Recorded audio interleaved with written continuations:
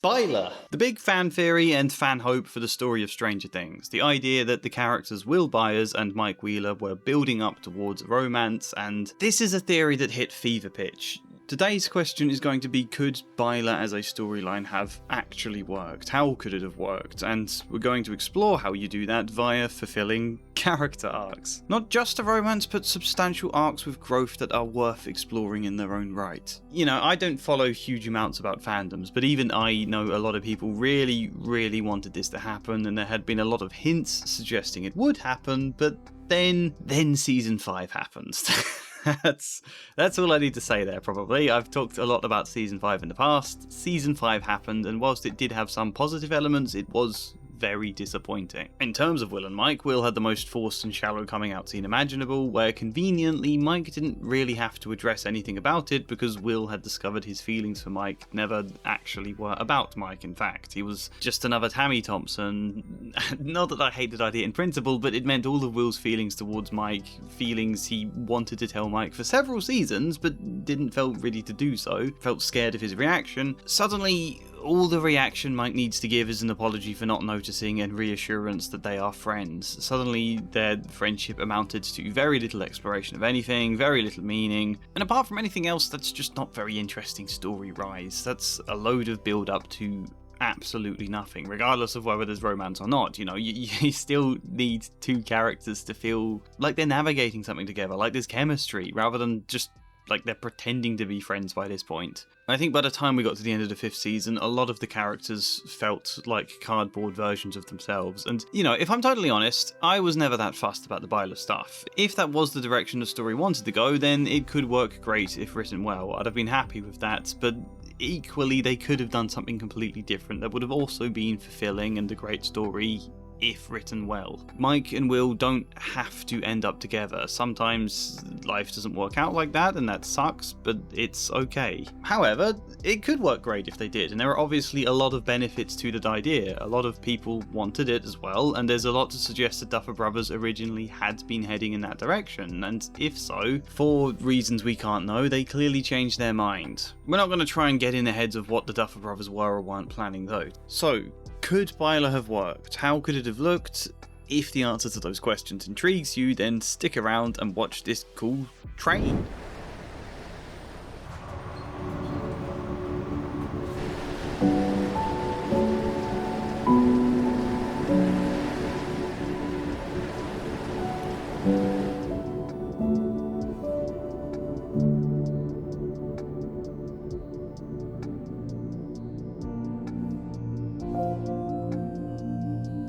So let's just quickly point out the challenges with this before we begin, because it's all great in principle saying the story should have had these two characters hit it off, but that's often easier said than done. Most ideas when writing sound amazing in your head until you have to work through the complications of how to actually piece them together or how they look on paper. For one, the work done to potentially set up Byler in the past seasons was incredibly subtle, to the point it's difficult to definitively argue whether or not the Duffer Brothers were planning this originally. It was very clear Will was attracted to Mike, but there was a lot less to suggest Mike felt the same for Will deep down, even if he hadn't consciously realised it. Most of the evidence amounts to a lot of shared looks between the two of them. Eduardo Franco, who plays Argyle, talks about this being a regular direction given to Finn Wolfhard and Noah Schnapp in Season 4, and they do share a lot of looks, it's true.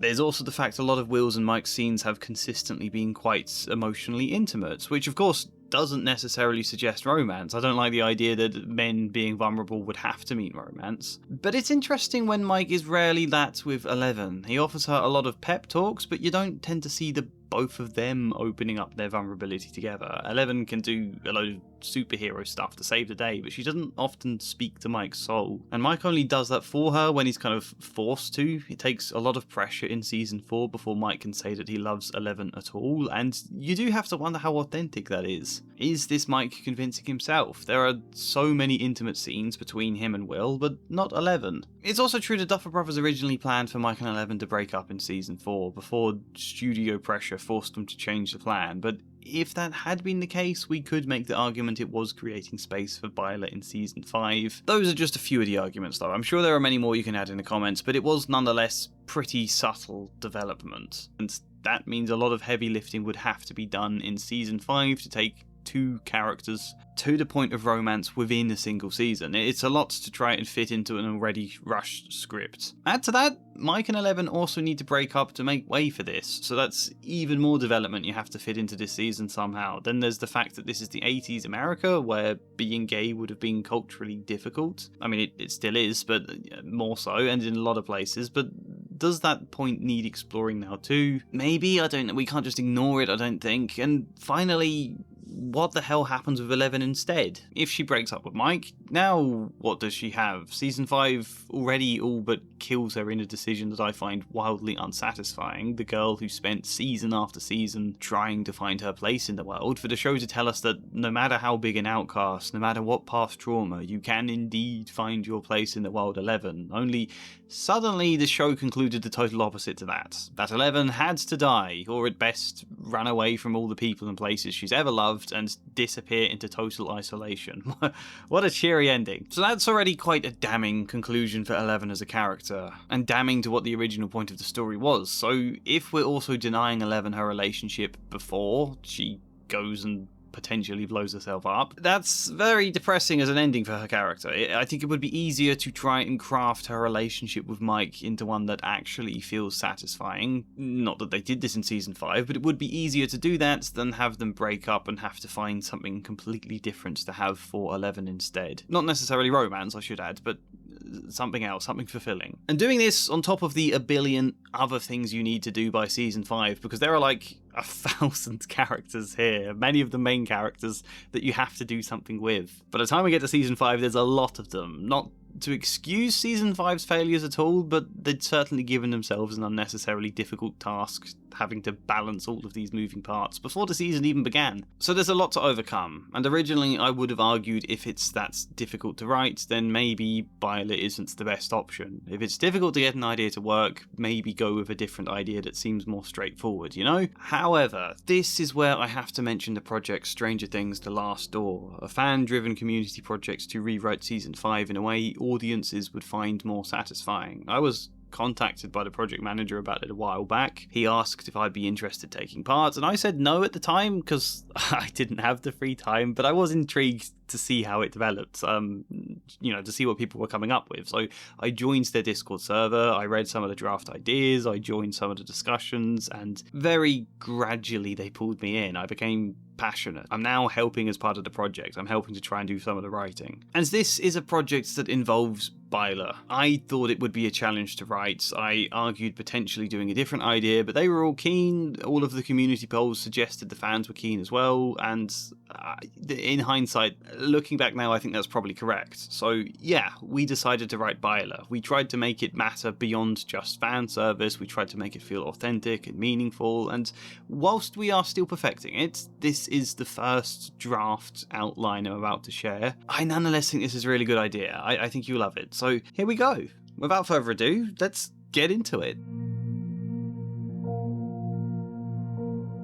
So it's worth emphasising first that none of this is set in stone. We've been going through all of the characters one at a time, drafting what each of their stories will be for the season, what their scenes will be, but obviously as we keep writing new outlines for the other characters, we have to tweak earlier outlines for them to align again. And as we slowly piece more of the jigsaw together, better ideas naturally come to the fore. We have to keep tweaking original things. It's a really fun process, especially when new writers can join and help see something we hadn't thought of that just ups it to another level. And if you wanted to get involved with the project, please do. The team is always looking for more, be that writers, editors, admin. People to just help promote the project would be really great. People to just share their thoughts or their ideas about Stranger Things, even if it's just one thought. There will be links below for all of that, but because it's not yet set in stone, I will be slightly vague on some of the finer details. We don't want to give everything away just yet. I'm often quite open sharing all of my ideas in these kind of videos I make about my own writing, but this isn't all my writing and isn't all my ideas, you know? We do nonetheless want to give you a very strong idea, so the first step of this plan obviously involves Mike and 11 breaking up in a way that has to matter in its own right, has to be expressing something meaningful other than just characters breaking up. You don't want this to feel like a soap, you know? Now, when you look at how their character arcs ended last season, I think it's easy to see what you could do. 11, we will remember, felt a bit like she failed. She helped to stop Henry, but also she couldn't prevent the town being split in 4, she couldn't spare Max from a coma, and there was a strong indication that Henry was not yet finished, or if he was, there was still the bigger baddie in the Mind Flayer out there. I don't really like Henry being the main villain for Season 5, but that's beside the point of this video. 11 wasn't feeling the best. So, naturally, she might put a lot of pressure on herself in Season 5, right? She might feel super determined to make sure she doesn't fail again. She might be afraid that she will. That fear might be rising up. There might be a lot of pressure internally tying her up in knots. And Season 5 sort of showed this with various training montages of 11 working very hard, but you didn't feel the emotional turmoil beneath it. That, I think, would be really important. This is a stressed, under pressure, fearful 11. Mike, on the other hand, was told by Will last season that he was the heart of the party, that his job was to motivate everyone, and that is exactly what he did in the finale to help 11 fight back against Henry. Therefore, in Season 5 he might go even further with that idea. He might try to position himself as the morale booster for the entire group. Now, of course, I don't think Mike's strength originally was ever the heart of the party, so much as the brain of the party, but this may be the role he now feels he must play. And therefore, you can already see the basis for a conflict between him and 11. Mike may lean too far into encouragement and reassurance in a way that feels like bland reassurance. He has done that kind of thing before in the story, like talking up that 11 is going to kick Vecna's butt and stuff, you're going to walk past him kind of thing. He said that kind of stuff a few times. This could easily start to make 11 feel worse though now, if he keeps doing this more and more, just brushing aside all her internal anxieties away with the idea, it's all going to be fine 11, you'll kick Vecna's butt, you're amazing, you're a superhero type stuff. That sort of message isn't encouraging if you don't feel like a superhero deep down. We can have an emotional disconnect where 11 is needing support and Mike's encouragement only ties her up in tighter knots. This would be the setup through Act 1, and it would lead to a place where the plot separates Mike and 11 in terms of what they're doing. In Season 5 this meant 11 in the Upside Down with Hopper, where Mike was in Hawkins with Will. I won't say exactly how we divide them because the plot is going to be quite different for our story. However, you pair up 11 somewhere else with someone who can give her a different kind of encouragement, not just dismissing her fear with bland reassurance, but telling 11 it's okay to feel fear and important to acknowledge it. And whilst this isn't yet fully decided, I actually think Nancy, who has all sorts of her own insecurities around fear and failure, is the best person to do this for 11. But however you do it, someone else supporting 11 more effectively helps to hint that Mike isn't the best placed person for her, that Mike doesn't truly understand her as a human. Often in the show he's bounced back and forth between seeing her like a magical alien or like a helpless child, and it feels weird the show never explored that about Mike, just seems to accept it as something normal and not in need of acknowledgement. So it's important we start to highlight the disconnect between them in order to make space for that. And equally, you have everything go wrong for Mike in Act 1. The guy who's been caught up giving all sorts of bland reassurance, suddenly all of that optimism shatters at the end of Act 1 if disaster strikes, if everything doesn't turn out fine at all. In the original Season 5 this was sort of the case. Everything kind of went wrong in the sense all of the kids were taken, but I think if you do something a bit more devastating and that might personally hurt Mike, this would be a stronger gut punch for him. I think there's a very obvious character who might die here, and you might be able to guess who it is. But what it means then is Act 2 can begin as a really low beat for Mike. He can feel totally distraught. Where 11 can return from her own side adventure now feeling empowered and more confident based on her own growth, this can then create more disconnect, where 11 may at first misunderstand Mike's feelings. 11, I don't think, has ever been the most emotionally intelligent character, which isn't surprising considering her upbringing. And I think if Mike was not just grieving, but feeling like all of his optimism had completely shattered, 11 might really struggle to know what to say or how to support him. She might get it a bit wrong in a way that annoys Mike. This may give us room to subtly help Mike realise how one-sided their relationship has always been. Mike is always the one supporting her emotionally, playing cheerleader for her. 11 does a lot of heavy lifting in terms of fighting, but she has never really been an emotional support for Mike at all. It's not a healthy balance. Mike may start to feel irritated by that, and he may lash out unfairly. Which is a bit unfair, but conflict can be good for story, you know? Whereas, if Mike is suffering at a real low point, who instead is the best person to support him? Who might best understand him and be able to speak to his feelings? Obviously, that's Will. Where Mike may be left feeling irritated by Eleven's lack of support, not that she doesn't try, but in contrast, Will can be great. It opens space for the two of them to really bond as characters again in a way they haven't really done for a while, especially because where Mike has often been slightly optimistic, Will hasn't. Will has often been fraught with worries because, I mean, obviously, the Duffer Brothers put him through hell season after season in a way that just feels quite unfair by the end. But he may be best placed to tell Mike now that you don't have to keep forcing positivity, you know? It's okay to feel like everything is awful. Will might help Mike to finally vent some of that, to let out some real anger and realise how liberating it feels to do that, to admit everything is awful. Obviously, you don't do that directly, you do it in subtext of specific conversations about other things, but this would work there. It would kind of be similar, I suppose, to that Jonathan conversation in season 2 about Will being a freak, turning that idea into something liberating for Will back then. Will can be a similar support for Mike here. He can tell him, stop trying to put a positive spin on everything, stop suppressing what you feel, it's okay to recognise it, and they can have a bit of a laugh trying to half-jokingly one-up each other on how terrible everything is. Can you see how naturally this can develop into more conflict between Mike and Eleven? Because when the two of them next meet, Mike can try to apologise for lashing out at Eleven before. Eleven was just trying to be supportive and he got annoyed, it wasn't fair. And he can then start talking as Will did about how awful everything is. He might hope this will feel liberating for her too, but Eleven may interpret this as piling even more pressure upon her to fix everything that's gone wrong. This may then spill into a bigger argument where it's becoming clear to Mike that they just don't really understand each other as people. If possible, you could add a bit more spice that Eleven is angry at Mike for having aspirations in his life as well, for wanting to become a writer or wanting to go to college or whatever it is, where Eleven has never known what the hell to do with her life because it's always been consumed by fighting all these dangers or evading the military. Eleven has never really had the chance to imagine a future for herself where all the other kids have. All she's done since season 4 has been train really, really hard to make sure she wins next time. She's also had to be very careful in hiding when Mike hasn't. Mike has been free to go all over Hawkins doing all sorts he might want to. And, I mean, there are technicalities with this idea as to explain why that is, but we don't need to go into them today. The point is, Eleven may have had this feeling bubbling away underneath all season, and now the two of them are fighting, she suddenly lets this idea out. And all of it builds up even more until Mike breaks up with Eleven. And she can be shocked and hurt, because she wasn't wanting that, she was just fighting, but suddenly he's ending it. This can be a big old sledgehammer to Eleven's heart.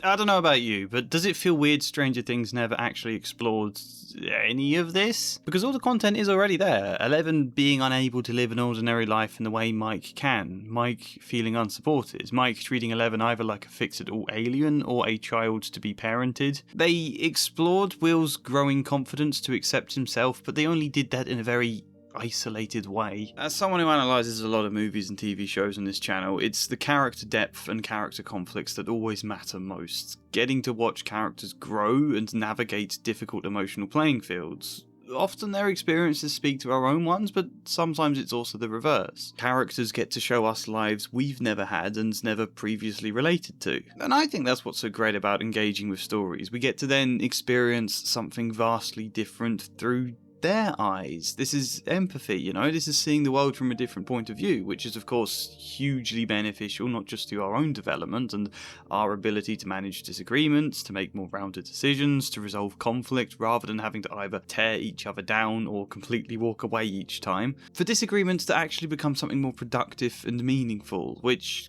consequently benefits the world at large. Empathy is the foundation of being able to more healthfully, successfully, and joyfully interact with the world outside our own brains. And when each of us can do that just a little bit more, the world becomes a more understanding and less frightening place. And it's not just engaging with characters and TV shows that strengthens this, it's the humanities as a whole. We can't really study empathy itself, but we can study the people of history, their lives and their own experiences. We can reflect on the thoughts of philosophers, engage with art at large and the expression behind it, literature, music, even things like studying languages fits under the umbrella of the humanities and helps to strengthen our empathy, our comfortability with difference, and our excitement to explore variety. We get to drink in experiences very different from our own, and then to reflect on and digest them to form greater understanding and care. Maybe that all sounds a bit random, but it's the meat of storytelling. Characters navigating interesting and complex experiences that are worth sinking our teeth into. The Duffer Brothers have done that less and less with all three of these characters, Mike, Will and 11, as the seasons have gone on, and I think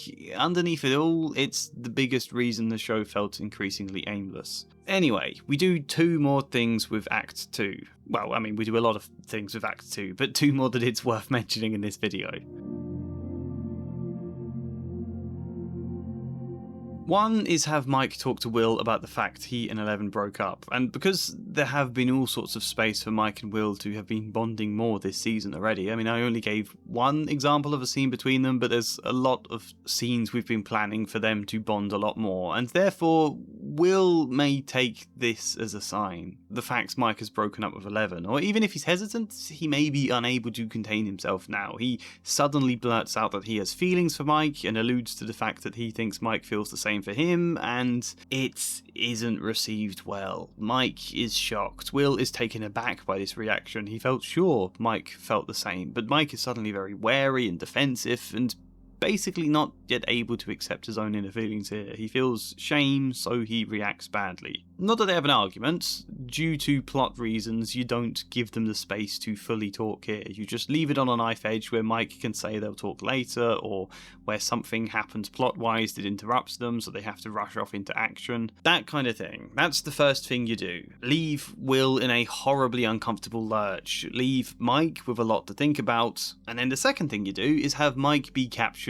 by Henry, or the Mind Flayer, or whatever you do with the villains this season. Again, we have a strong idea for that, but I don't want to spoil it, so I'm just sort of vaguely saying Henry/Mind Flayer. What you do is place Mike in the Mindscape, or Mind Prison, or something similar to what we see Max go through in Season 5. This is how you end Act 2, with Mike getting trapped there, which of course leaves Will even more in the lurch and opens up a load of space for some awkward but important interactions between Will and 11. Not just about Mike, but just between them in general as well. They're 2 very important characters. They even lived together last season. We should feel like there's more of a dynamic between them. And it also means you can spend time in Act 3 with Mike in this dreamscape, haunted by all sorts of fears. And not only would that be really cool if you lent into the horror of it a bit more, but it may actually help us to explore his feelings regarding Will, regarding 11, regarding his sexuality in general. Does he feel for Will? If so, has he felt shame about it? Has he blocked it? Where does that come from? There's surprisingly a lot we can explore here and set up in the earlier season, even a lot in past seasons we can call back to. It's a great chance to flesh out Mike much more as a character, and potentially you'd have to get a balance right for this, but if Mike had been ever so slightly homophobic under the surface, we can then deconstruct that too. And I think there's a really cool kind of half metaphor you can do for Mike getting to escape this mind palace via stepping back into that memory from Season 3 where he and Lucas are playing D&D with Will dressed up in wizard's attire. We can repurpose that now into something carrying different symbolism, and through succeeding in that game with Will, Mike is able to escape. That's very vague when I word it like that, but it would take like 20 minutes to explain how this sequence would work in detail. But the point is, Mike goes through this big, turbulent, emotional journey inside the mindscape involving Will and all of these feelings, and when he wakes up, he's in Will's arms, who has been watching over him the whole time. And Mike, feeling overwhelmed by everything he's just been through, suddenly has a tender moment with Will, suddenly starts to break down some of those barriers, and they kiss. I like this idea a lot, you know, because now it's not just about the romance itself. This moment also becomes the climax for Mike's own internal journey and the catharsis for it, really. And then, you know, they save the day. Mike is now a healthier mix of optimism and pessimism, and is again not so much the heart of the party as he is the brain and the confident leader. I didn't really talk enough about his change into a better leader here, but all of this is also informed by his relationship to Will. Stuff happens. They save the day, and then there's an epilogue I don't want to spoil. I am not going to tell you how this ends for the two characters there. I am sorry. I said this would be quite vague. We haven't even really told much of the story from Will's perspective here. There are reasons for that too. One of them being we'd have to open a massive can of worms of all these other things that relate to Will, and it would take a long time to explain. But suffice to say, it would be important Mike supports Will as much as Will supports Mike. I don't want to make it sound like we're not doing that. In the early seasons, it always felt like the two supported each other, but in season 4, it's very much Will playing support and Mike taking it for granted, and I think we need to correct that. So I haven't touched on that enough, but I did want to mention this. What happens with 11? Last we said of her, she was shocked at being dumped by Mike and increasingly haunted with the question of what can she do with her life? After the dangers are dealt with, what does she want for a life? 11 has absolutely no idea, and that's terrifying. And so to then lose the only certainty she did have, which is Mike,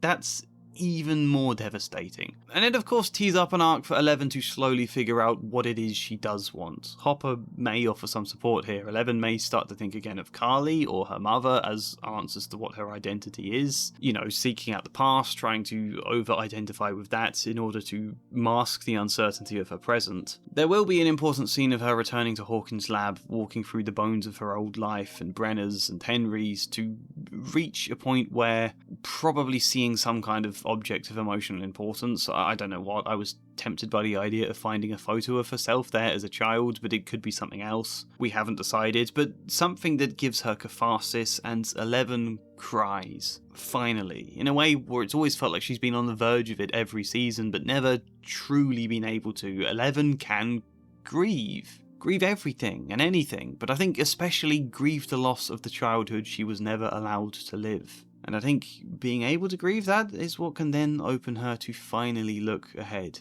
And also Max. Max, we were told at the end of season 4, has gone blind and is potentially left unable to walk. If she does then come out of her coma through various story-related incidents, Max may experience a sort of similar grief where all the hopes and dreams she had for her future suddenly feel a lot less attainable. Not that they are, but that's likely how she would feel at first. Max was always a great support to 11 in season 3, though. I think she'd be an obvious person for 11 to talk to at this stage of the story again, not just about Mike, but about 11's fear for the future in general, that she has no idea what to do, and Max can say that just because you can't see the future mapped out doesn't mean it isn't there. In a way that's better, because it means you're free to pave the road along the way kind of points, you know? Max helps to flip the uncertainty about the future from something terrifying into something exciting, something like adventure. And again, I know when I just explain the bare bones of this plot, it makes it sound like the characters just stand and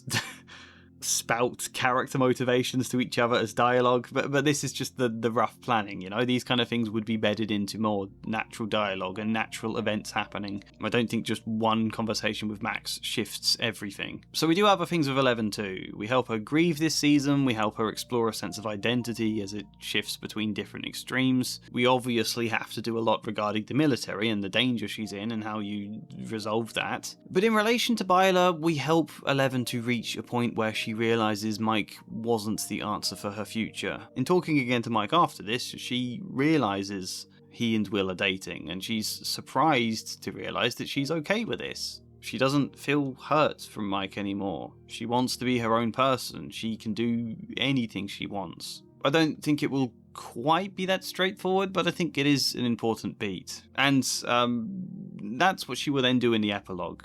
Anything she wants. I'm keeping the epilogue under wraps. I'm sorry, I'm not going to tell you what that is. But we don't want to show too much just yet. We wanted to offer something to show you how the project is going so far, but not give it all away. The point of this video is that Byler can work, even if it's tricky, provided there is something more actually being explored within the characters. You don't pair them up or break them apart just for the sake of wanting a relationship. You have to think about them as people and seeing those breakups or partnerships occur. Meaningful exploration in itself that enhances who the characters already are and what the story is doing. Yeah, such as using a breakup to prime 11 to finally explore the core question of how do I belong in this world that keeps preventing me from living a life? Can I find a place? What would I want that to be? Or using her and Mike's disconnect to explore the pressure 11 feels under, or to explore Mike's over-optimism, finding a deeper emotional reason for Mike and Will to connect again beyond, like, attraction. You need to layer on as much as possible so that it never feels just about the relationship. It's about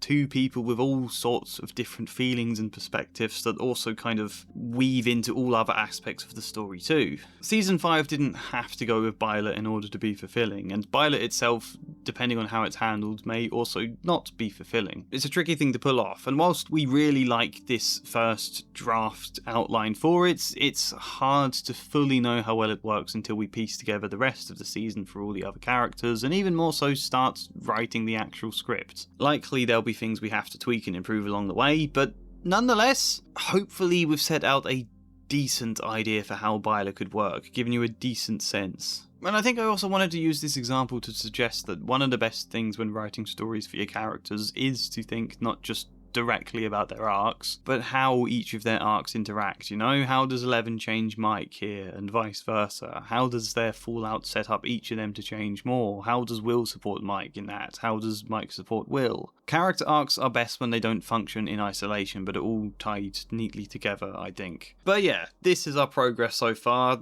Hopefully it sounds interesting to you. Please comment your thoughts, good or bad. We don't yet expect this to be perfect, but I think this is a pretty good foundation, a pretty good starting point to build on. Maybe at some point I'll make another video telling you some other aspects of the story we've worked on, but not at the moment, I don't think. Like the video if you liked it though, subscribe, maybe support me on Patreon or buy me a coffee, or join the Stranger Things The Last Door project if that interests you, but otherwise, hopefully see you next time.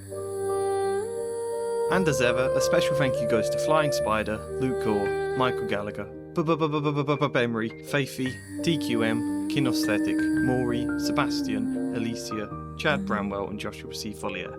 Thank you.